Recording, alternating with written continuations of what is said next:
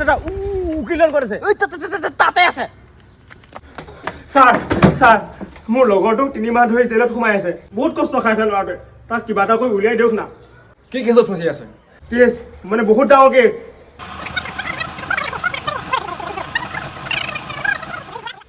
মানে কেছটো বহুত জটিল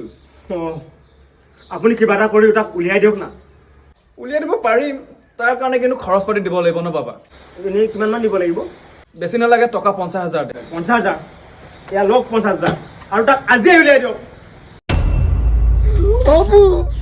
তোক জেলৰ পৰা মই উলিয়াইছো জানো সেইকাৰণে মই ঘৰলৈ যোৱা নাই প্ৰথম তোচলৈকে আহিছো আৰে আহিবই লাগিব তোক উলিয়াওঁতে মোৰ কেইটকা গ'ল তই গম পাৱ কিমান 5 লাখ টকা কিমান গ'ল নে অঁ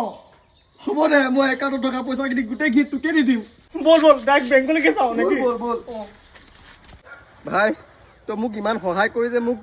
জেলৰ পৰা উলিয়ালি সেইকাৰণে মোৰ জীৱনৰ গোটেই হোৱা পইচা তোকে দিলোঁ এয়া অলপ 5 লাখ টকা অৰা ভাল নহয় দেখিলা নহয় মই 50,000 তোমাক কেছটো উলিয়াই দিলোঁ কি